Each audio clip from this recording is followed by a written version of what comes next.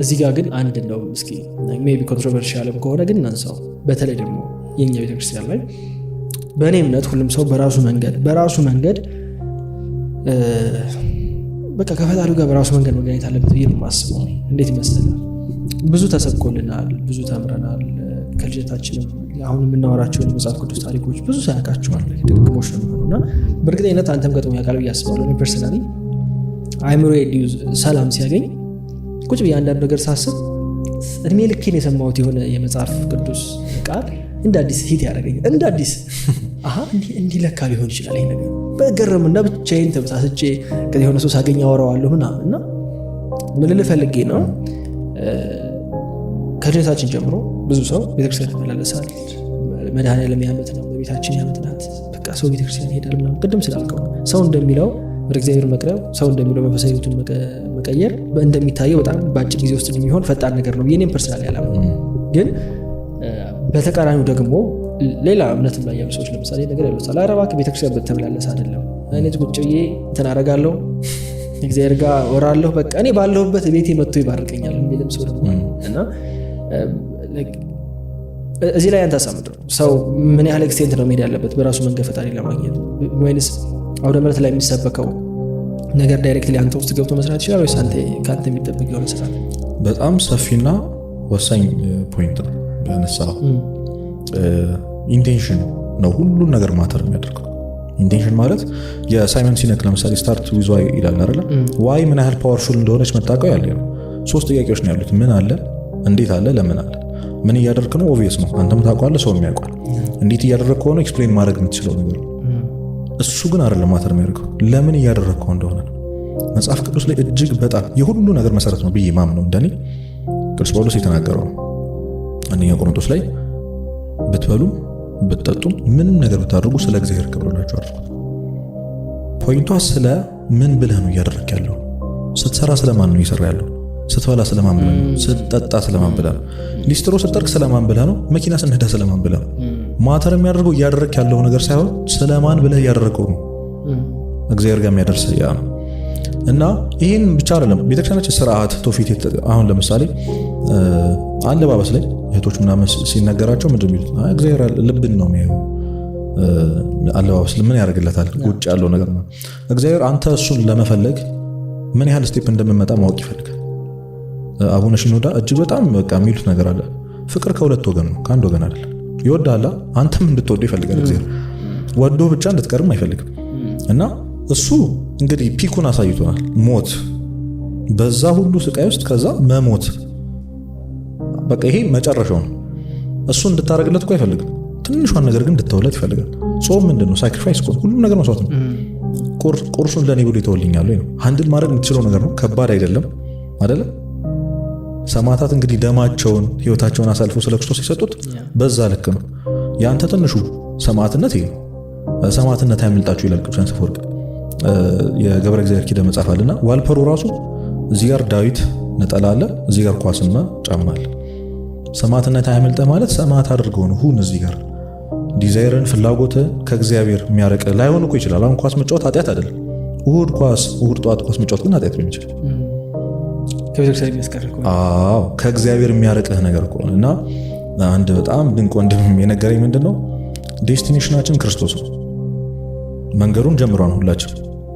ስለዚህ ማተር አያደርግም ዴስቲኔሽን ክርስቶስ ይሁን እንጂ በዶልፊን ይሄድክ ያለው በእግር ይሁን በሳይክል ይሁን በባጃጅ ማተር አያደርግም። ብቻ አንተ ለመድረስ ይሄድክ ያለው ግን እግዚአብሔር ጋር ነው ወይ ነው። እና እነዚህ ስርዓቶች፣ ሁኔታዎች በቃ የሚነገረን እንዲያታርጉ የሚባሉት ነገሮች እግዚአብሔር ጋር ማተር የሚያደርግ ነገር ነው ሆኖ ሳይሆን አንተ ለእግዚአብሔር ብለህ የምትራመዳት አንድ ስቴፕ ስለሆነች እሱ ማየት ስለሚፈልገው ያቺ ቤት የተኝቼ እግዚአብሔር ማግኘት እችላለሁ። አዎ ማግኘት እኮ ትችላለህ። ግን ተነስተህ ማትሄደው ለምንድን ነው? ለሞተልህ አምላክ አንተ ከብዶ ነው በቃ ዳት ተኩሽን እኮ በቃ ይመጣልኛል ነው ደግሞ እኔ እኮ በጣም እኔ ይላል ክርስቶስ ቀንበሬ ልዝብ ነው በቃ ሸክሜ ቀሊል ነው ይላል። ከባድ ነገር እኮ አልጫንኩባችሁ። ሰው እንዴት ቤተክርስቲያን መምጣት ይከብዳል?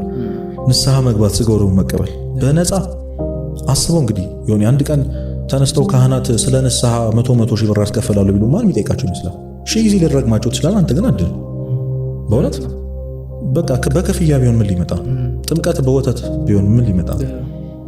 ስጋው ደግሞ በጣም በቃ በቪአይፒ ካርድ ቢሆን በሚሊየንስ የሚሸጥ የሞት መድኃኒት እኮ ነው ስጋው ደግሞ።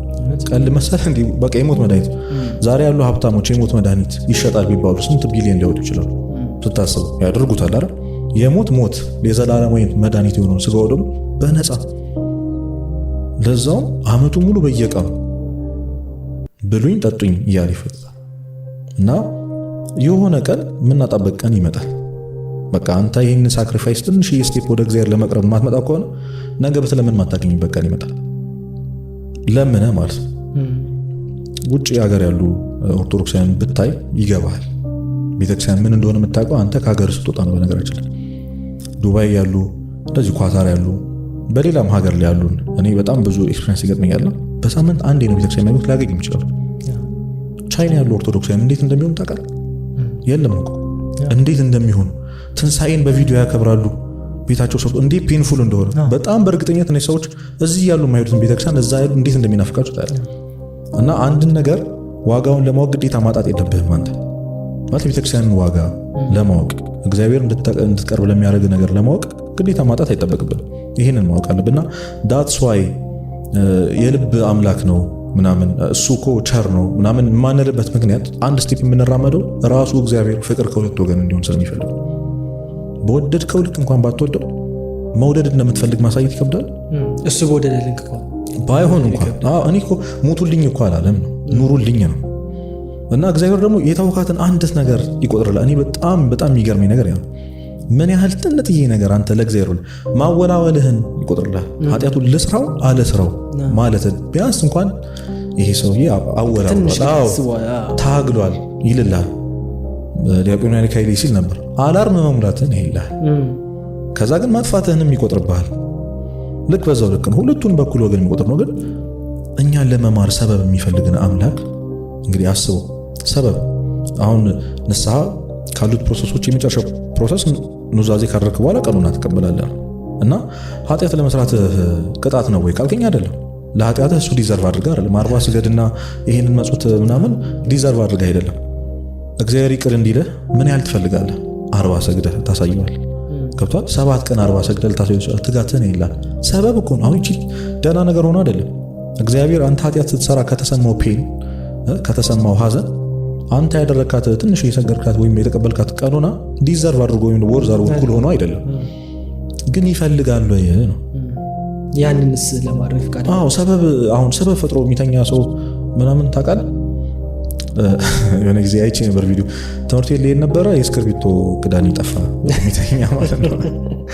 እንደዛ ምን ሰዎች አለ ለመንፈሳዊ ነገር ለቅዳሴ ምን ያህል እንደምንሰንፍ ታውቃለህ? ለእሑድ ጠዋት በቃ ማይጫጫንን ነገር የለም። አንተ ራስህ እኮ ኖቲስ ታደርገዋለህ። ነገ ጸሎት አደርጋለሁ ስትል ረስተኸው 2 ቀን ሊሆን ይችላል።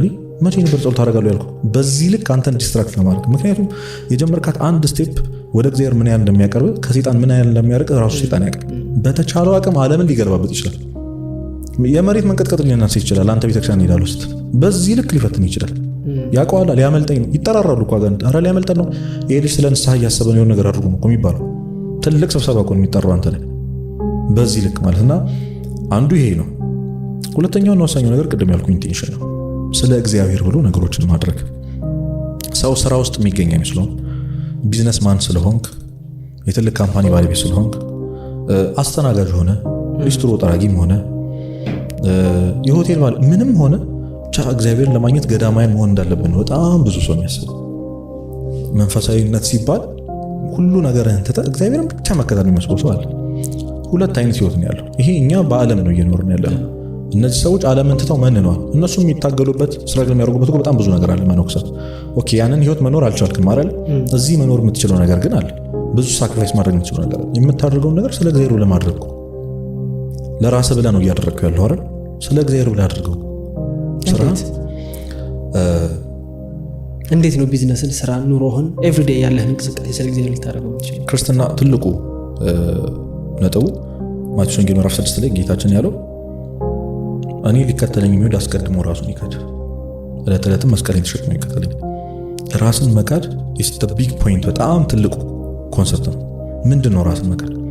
ዮኒ አንድ ሰው ካደኝ የሚባለው ምን ሲያደርገው ኢግኖር ያደርገዋል። ያ ሰው የነበራቸው ሪሌሽን ይቆማል አይደል? ይሰጠው የነበረው አቴንሽን ይቆማል። ቴክስቱን አይመልስለትም፣ አያወራውም። የነበረው ገንዘብ ከነበር ይከለክለዋል። ይሄ ሰው ካደኝ ትላለህ። ዮናስን ሲክደው ልክ እንደዛ ነው። እኔነት ይጠፋል ማለት ነው። ክርስትና ውስጥ ኢጎውን ሙሉ ለሙሉ ትገለዋለህ ማለት ነው። ስለማን ብለህ መኖር ትጀምራለህ? ስለ ክርስቶስ። ክርስቶስ ደግሞ ስለ አንተ መኖር ጀምራለሁ ስትለው አይ አስቀድመ በአይን መታየውን ወንድምህን ይላል። አባ ቴዎድሮስ አሁን የመነኮሱት አባ ቴዎድሮስ ዶክተር ቴዎድሮስ ማለት ነው። እሳቸው ልጅ እያሉ ነው ሲናገር የሰሙት የሆነ ስልጠና ናት ሆነ በጣም እስካሁን ከህይወቴ ያልጠፋ ፕሪንሲፕል ትራያንግል አድርገህ አስበው። ላይፍ ትራያንግል ናት ይሄ ኮንሰፕት። ጫፍ ላይ ያለው እግዚአብሔር ነው፣ በዚህኛው ጫፍ ያለው ሰው ነው፣ በዚህኛው ጫፍ ያለው አንተ ነህ። ሰው ወደዚህ ቀጥታ የምታደርገው ነገር አይኖርም። ክሎካይዝ ነው አንቲ ክሎካይዝ ብቻ እንደዚህ ነው የሚዞረው። አንተ ለሰው የምታደርገው ነገር ነው እግዚአብሔር ለአንተ የሚያደርገው። እግዚአብሔር ለአንተ እንዲያደርግልህ የምትፈልገው ነገር አንተ ለሰው ታደርጋለህ። እግዚአብሔር ደግሞ በዚህ ሰው ቦታ ለሱ እንዳደረክለት አድርጎ ይቀበልልሃል። ሰው ውስጥ ያላገኘውን እግዚአብሔር ሌላ ቦታ አታገኘውም ማለት አሁን ቅዱስ አፈወርቅ ቤተ መቅደስ ገብተህ ሻማ ልትደረድር ትችላለህ፣ ልታበራው ትችላለህ፣ ቤተ መቅደሱን ሻማ ልታደርግ ትችላለህ። ግን ምንኝ አልፈህ የመጣው የነዳዩ እንባ ያንን ሻማ ያጠፋብሃል። ዘለህ የመጣውን ክርስቶስ ቤተ መቅደስ ውስጥ አታገኘው። ስለዚህ አስበው የእግዚአብሔር ማደሪያ ነው ብለህ የምታስበው ቤተ መቅደስ ውስጥ ሳይሆን ከዛ ቤተ መቅደስ በላይ የሆነ የሰው ልጅ ውስጥ ነው ያለው የወደቀው ማለት። በጣም ብዙ ምሳሌ ሰጥቷል እኮ ክርስቶስን ጋበዙ። ሁለት ስቶሪ ልንገር። አንድ ባለጸጋ ጋበዘው ቤቴ ና ብሎ፣ ከዛ አሰናዳ፣ ሁሉ ነገር ተሰናዳዳ። እየጠበቀው አንድ አረጋዊ መጥተው እንደዚህ ይለምኑ ይለ መጥተው ይጠይቋል። አይ ዞር በል ትልቅ እንግዳ አለብኝ ይሏል። ሁለተኛ ጊዜ ይመጣል ይከለክሏል። ሶስተኛ ጊዜ ይመጣል ይከለክሏል። ቢጠብቀው ጌታችን ቀረ። ሄዶ በነገቷ የሚያስተምርበት ቦታ ይጠይቀው። አምላክ አይደለም ወይ ቃልህ እንዴት አትጠብቅም? 3 ጊዜ መጥቼ 3 ጊዜ መለስከኝ። 3 ጊዜ መጥቼ እነዛ ለማኝ በላይ ያባረርከው ክርስቶስ ነው። የአባ ቢሾይ ታሪክ አለ። በዛ ገዳም ውስጥ ክርስቶስ በዚህ ሰዓት በተራራው ራሴን እገልጣለሁ አለ እና መነኮሳት ተሰብስበው ሰዓቱ ደረሰ ክርስቶስን ሳላይ ሁሉ ነገር እየተኩለትን ክርስቶስን ላይ ነው እያሉ በጣም ጓጉተው ይሄዳሉና በመሃል የነበሩ አንድ አረጋዊ መነኩሴ ነበሩ። ከተራራው ጫፍ ይሄንን መውጣት አልችልም፣ እባካችሁ አግዙኝ፣ የእርሱን ስናግዝ ሰዓት ይፈጅብናል። ሲያልፏቸው አባ ቢሾይ እጅግ በጣም ቅድስና የነበራቸው ትሁት አባት ነበሩ። በረከታቸው ይደርብን። ቅዱስ አባት ናቸውና ተሸከሙት። ያንን አረጋዊ ተሸክሞት መውጣት ጀመሩ። እንግዲህ አንተን ትቼ የማየው ክርስቶስ ምን ያደርግልኛል? ወንድሜን ትቼ የማየው ክርስቶስ ምን ያደርግልኛል? ብለው ይሁን ሳሌ እየቀለላቸው ከዛ እየበራ እና ብርሃን እየሆነ ወጣ። ቀና ሲሉ ጌታቸው እና ስለ አድኖ አይተ ከሆነ አንድ አባት ክርስቶስን ተሸክመው ያለበት ሰው አይደለም። የአባ ቢሾይ ታሪክ ማለት አየው፣ ሰው ውስጥ ነው እግዚአብሔር ያለው። እንድታገለግል ነው የተፈጠርከው። አንተ ማንን ነው የምታገለግለው? እግዚአብሔር የተባለው እግዚአብሔር ምስል የሆነውን የሰው ልጅ ማለት ነው። እያንዳንዱ ከሰው ጋር ያለ ኢንተራክሽን ማለት አንተ ከእግዚአብሔር ጋር ያለ ኢንተራክሽን ማለት ነው። ዳይሬክትሊ ነው። በጣም በነገራችን ክርስትና በቃ ይሄ ነው እና የፍቅር ሃይማኖት ነው የሚባለው እኮ ለዛ ነው። ከሁሉ ነገር ፍቅር ይበልጣል የሚባለው እኮ ለዛ ነው። ፍቅር ምንድን ነው? ራስን አሳልፎ ይሰጣል። እኔ አይልም፣ ጭራሽ እኔ አይልም። እኔነት ምንድን ነው የሚል ምንድን ነው እኔነት ነው። ክርስቶስ በምድር በተመላለሰበት በእነዚህ 33 ዓመታት ውስጥ ለሰከንድ ስለ ራሱ ቢያስብ ይሄ የድህነት ነገር አይፈጸምም ነበር። በነገራችን ላይ ለሰከንድ ነው የምልህ። በዛ በአርቡ ጊዜ እኔ በጣም ይገርመኛል። መሀል ላይ ስለ ራሱ ቢያስብ ምንድን ነው እያደረኩ ያለሁት ቢል አስቧል ማለት ያ ቃል አይደል ከተሰቀለ ከ2000 ምናምን ዓመት በኋላ ይሄ ሁሉ ኃጢአት እንደሚበዛ ፎር ግራንትድ እንደምንወስደው ያውቃል። እና መስቀሉን ወርወሮ ምንድን ነው እያደረኩላችሁ ያለሁት እንዴ ለማን ብዬ ነው እንዲህ የምሰቃየው ቢል ኖሮ አስቧል። አንተ ለሰው ልክ እንደዛ የተሸከምከውን ነገር የሰውን ህመም ስትሰማ ቤተሰቦችን፣ ጓደኞችን፣ አጠገብ ያለው ሰው ነገር እንዴ አንተስ ዮኒ ምናምን ይልሃል። ውስጥ ብር ምናምን አውጥተህ ልመጸውት ስትል አይ እቺ ታስፈልግሃለች ይላል። ራስን ያሳስባል። ያ ማለት እግዚአብሔር ለአንተ የሆነ ነገር ሊያደርግ ሲል ራሱን እንዲያስብ ማድረግ ማለት ነው። በጣም ቅዱስ አፈወርቅ አባቴ ስለሆነ ነው በቃ ሁሉ ነገር ከሱ ጋር ትምለው። አንድ ነዳይ ሲለምንህ አልሰማም ካልከው አንተ ጸሎት ትጸልይ እግዚአብሔር አትስማኝ እያልከው ዳትስ በቃ ተኦል ፖይንት። በነዳይ ብቻ ምናምን አትወስደው በሁሉም ነገር እየተሰላቸህ ከሆነ እንዴ በቃ ሁሉም ነገር አልክ። ያንን ሰው አልሰማው የምትል ከሆነ ቅድም እንዳልኩ ነው ትራያንግሉን ማሰብ ነው አንተ ያለብህ። አንተ ለሰው የምታደርገውን ነገር ነው እግዚአብሔር እንዲያደርግልህ የምትፈልገው። እግዚአብሔር ምንድን ነው ያደርግልኝ ፈልገው? ህይወት እንዲባርክ ነው፣ እንዲሰጠ ነው። ስጥ። አቴንሽን እንዲሰጥ ትፈልጋል፣ አቴንሽን ስጥ ለነዛ ሰዎች። በቃ ሰው ውስጥ ነው ያለው እግዚአብሔር። የያዕቆብ መልእክት ምዕራፍ 3 ላይ ያለ ስለ አንደበት እጅግ በጣም ፓወርፉል የሆነ ምዕራፍ ነው። እኔ ሪኮመንድ ነው ማድረገውና አንደበት እሳት ናት፣ አንደበት እያለ ይቀጥልና ቁጥር 11 ወር ቁጥር 9 ላይ እንዴት ዋልክ ዮኒ? እንዴት ዋልክ? እግዚአብሔር ይመስገን። አሁን እግዚአብሔር ይመስገን ባልከው አንደበት ይላል። በዚህ አንደበታችን ጌታንና አብን እንባርካለን፣ በራሱ አንደበታችን ደግሞ የእግዚአብሔር ምሳሌ የሆነውን የሰው ልጅን እንሰድባለን። ከአንድ ምንጭ የመረረና የጣፈጠ ውሃ ይወጣልን ይላል። በራሱ አንደበት እንዴት ዋልክ ስለ እግዚአብሔር ይመስገን ባልከው አንደበት፣ ሌላ አንደበት የለም። በራሱ አንደበት እግዚአብሔር የተባለውን የእግዚአብሔር ምሳሌ ራሱ አርአያ የሆነውን የሰው ልጅን ትሰድባለን። እና አንድ ምንጭ የሚያረካም ውሃ የሚመርም ውሃ ሊያወጣ አይችልም። ይህ ሊሆን አይገባም ይላል። ያ ማለት ምን ማለት ነው? በአምሳያ የፈጠረውን የሰው ልጅን እንደ እግዚአብሔር ትሪት ካላደረከው እግዚአብሔር አንተ እንደምትፈልገው ትሪት አያደርግም። ሰብሰብ ስናደርገው ላይፍን መኖር የምትፈልገው ለእግዚአብሔር ብለህ ስለ እግዚአብሔር ብለህ እናድርገው መንፈሳዊ ህይወት ይሁን ካለን ኦሪየንቴሽኑ ስንመጣ አንተ ሰርፍ የምታደርገው የሰው ልጅን ነው፣ ሰውን ነው ማለት ራስን ክደ ሰውን እንድታደርግ ነው የሚፈልገው። በዛ መንገድ ነው እግዚአብሔር ስለሱ እንደኖርክ የሚቆጥርልህ። ቢዝነስን እየሰራ ያለው ለምንድን ነው? መኪና ምናምን ለመግዛት። እሺ መኪናስ የምትገዛው ለምንድን ነው? እግዚአብሔርን እኮ መዋሸት አትችልም። እኔ እግዚአብሔርን አይደለም እኛ ራሳችን መዋሸት አትችልም። አይኔ ለእግዚአብሔር ብዬ ነው ምናምን ብትል የልብ ግድግዳ ላይ የተለጠፈችውን ያቺን የገንዘብ ፍቅር ግን እግዚአብሔር ያውቃል። ቢቀርብህ ነው የሚሻለው። እኔ እንደውም ምለው እሱ ነው። አንተ ሃንድል ማድረግ የማትችለውን የገንዘብ ፍቅር ከምትይዝ ቢቀርብህ ነው የሚሻለው። ቢዝነስ ቢቀርብህ ነው የሚሻለው። መጀመሪያው ከዚህ ህይወት የሚያስወጣ ከሆነ ከእግዚአብሔር የሚያርቅ ሁሉ ነገር ቢርቅህ ይሻላል። አይክን ሃንድልት በቃ ጀምሬ አንዳንድ ሰው ምን እግዚአብሔር ሀብታም ያርገኝ እንጂ እኔ መጸውታለሁ ይላል። ቅዱስ አፈወርቅ ያላረገህ እንደማትመጸውት ስለሚያውቅ ነው ይላል። ያውቃል። ለምንድን ነው የምትዋሸው? በጣም ብዙ ሀብታም ያልሆንከው ስለሚያውቅ፣ ገንዘብ ምን ያህል እንደሚያጠፋ ስለሚያውቅ እና ኢንቴንሽን ነው ማተር የሚያደርገው። በቃ ራስን ሳትዋሽ ስለ እግዚአብሔርና ስለ ሰው ልጅ ብለህ ፍቅር ብለህ አድርገው። ራስን መካድ ፕሮሰሱ በጣም ከባድ ነው። ማንም ሰው ከኃጢአት ጋር የሚያደርገው ትግል ራሱን ለመተው ታውቃለህ አይደል? ራስ ሰውን ልጠቅም ስትል በቃ እኔስ አለ። ያቺን እኔስ ጥያቄዋን መስማት ያቆምክ ቀን ነው አንተ በቃ ክርስቲያን መሆን የጀመረው ማለት። ከዛች ጋር መታገል፣ ኢጎን መቅጣት ያስፈልጋል። ብሩ ጭክን ብለህ ዮናስ ላይ ጨክነ ስጠው። ብሩ እየከፋህ እኮ ማለት ያስፈልጋል። መብላት አለብህ።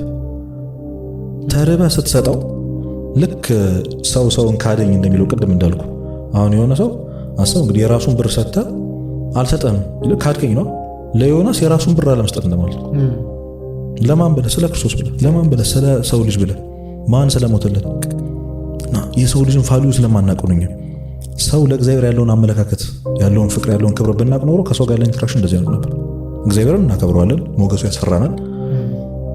ሰው ጋር ስትመጣ ደግሞ እንደዛ አይደለም። ሰው ከሰው ጋር ያለው ኢንተራክሽን ስላልገባህ አጊያ ሶፊያ ላይ ቅዱስ አፈወርቅ ሲያስተምር በጣም ብዙ ህዝብ ነበር የሚማሩ፣ በጣም ብዙ ህዝብ እና የሆነ ጊዜ ቲያትር ምናምን ተዘጋጀና ህዝቡ ፈለሰ ወደዛ።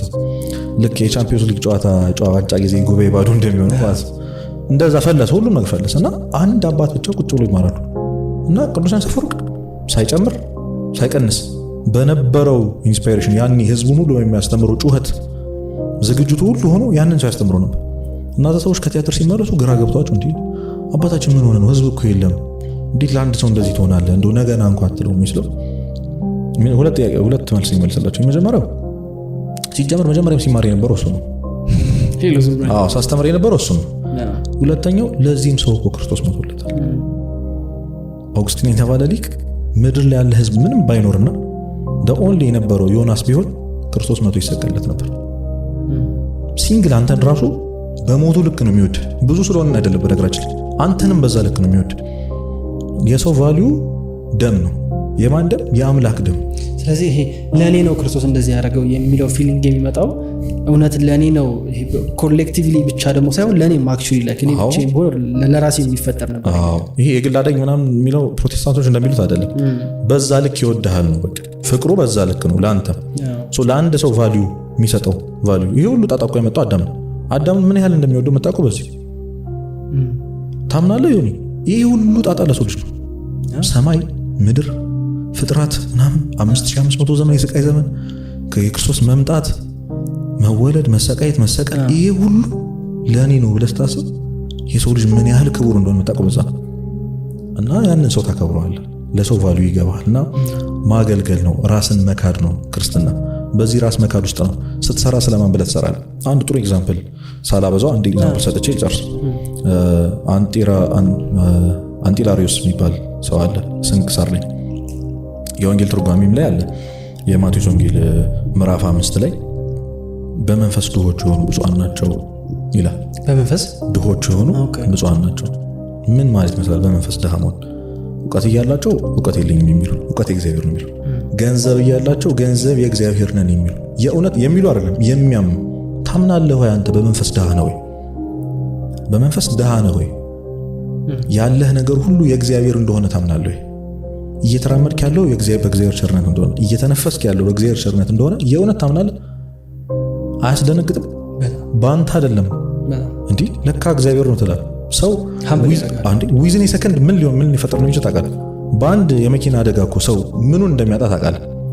ዓለም ሁሉ ግልብጥጥ ነው የሚልበት እግዚአብሔር ካልጠበቀ እና በመንፈስ ድሃ ነው ወይ?